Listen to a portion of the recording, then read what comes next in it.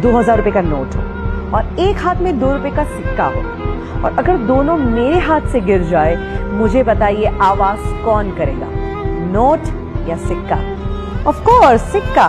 चिल्लर ही आवाज किया करते हैं। जब वैल्यू बढ़ जाती है तो ऐसी आवाजें नहीं होती। दैट मीन्स आप कनेक्ट कर सकते हैं अपनी लाइफ में। जो लोग आपको बार बार नेगेटिव बोलते हैं, कोसते हैं, समझ लीजिएगा वो चिल्लर है।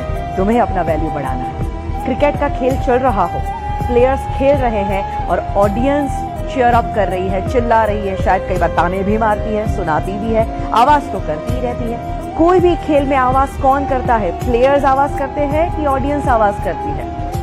ऑफ कोर्स ऑडियंस आवाज करती है। दैट मीन्स अगर आपकी जिंदगी में बहुत लोग आवाज करने लगे तो समझ लीजिएगा आप सच्चे खिलाड़ी हो, और वो अभी भी ऑडियंस ही है। एंड जब आपके अंदर ये एटीट्यूड आ जाएगा ना, आपको कोई रोक ही नहीं सकता।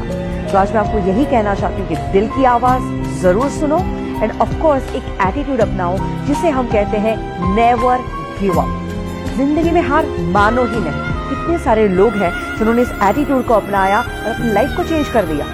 सबसे बड़ा एग्जाम्पल है अब्राहम लिंकन। दोस्तों, उनकी जिंदगी से इतना इंस्पिरेशन मिलता है कि जो बंदा गरीबी में जन्म लेता है, इतनी तकलीफें भुगतता है, इतनी हद तक वो डिप्रेशन में चले गए थे कि कुछ समय तो उनके जीवन का ऐसा बीता कि अगर कहीं चाकू छुरियां हैं तो वो वहां से चले जाते थे, क्योंकि उनको ये डर था कि कभी मैं वो चाकू उठा के अपने आप को मार न दूं। इस टाइप के डिप्रेशन में चले गए। उसके बाद बिजनेस में फेलियर के बाद जब वो पॉलिटिक्स में आए, वहां पे भी क्या हुआ? Continuously failures.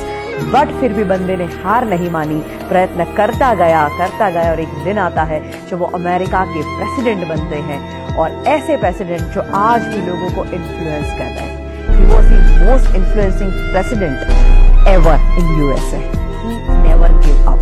तो आप क्यों गिव अप करते हैं? हमारे ex president doctor APJ Abdul Kalam, उनकी जिंदगी में से भी बहुत कुछ सीखने जैसी बातें हैं। वो पायलट बनना चाहते थे और वो इंटरव्यू देने के लिए गए थे, और जब रिजल्ट आता है 9 लोग थे, 8 लोग सिलेक्ट हो जाते हैं और वो अकेले बंदे थे जो रिजेक्ट हो जाते हैं। इतना दुख होता है और उदास होकर वो एक कोने में चले जाते हैं और बैठे हैं, और वहीं से एक इंसान गुजरते हैं और वो उनको चेहरे से ही देख के कहते हैं कि बेटा तू क्यों इतना उदास है? तो कहते हैं कि मैं क्या करूं, आज मेरा इंटरव्यू था, 8 लोग सिलेक्ट हो गए और मैं अकेला रिजेक्ट हो गया। इससे बुरी बात क्या हो सकती है? तो संत बड़े प्यार से कहते कि बेटा शायद तू अभी समझ नहीं पा रहा है, और शायद हो सकता है ऊपर वाला तुझे उससे भी बेहतरीन कुछ देना चाहता है।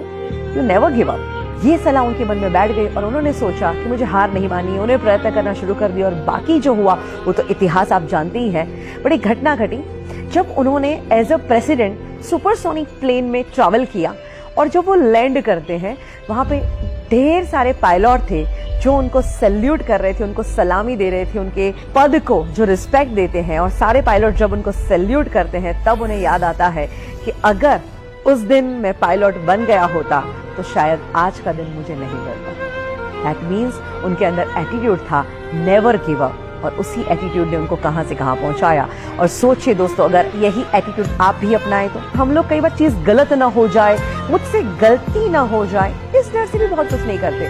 बट याद रखिए, गलती वही करते हैं जो कुछ करते हैं। तो कुछ करने की हिम्मत रखिए। मेरे पास जब लोग सीखने को आते हैं, हम अपने सेमिनार लेते हैं, वर्कशॉप कंडक्ट करते हैं, और यही एटीट्यूड जब हम लोगों के अंदर जगाते हैं, हमने देखा है इतना ट्रांसफॉर्मेशन आता है। जिंदगी के वो माइनस फेज में चल रहे थे, और जब वो एटीट्यूड जिंदा हो जाता है और आज वो टॉप के शिखरों पे बैठे हुए हैं। Today is hard, tomorrow can be worst, but never give up, because the day after tomorrow will be the sunshine.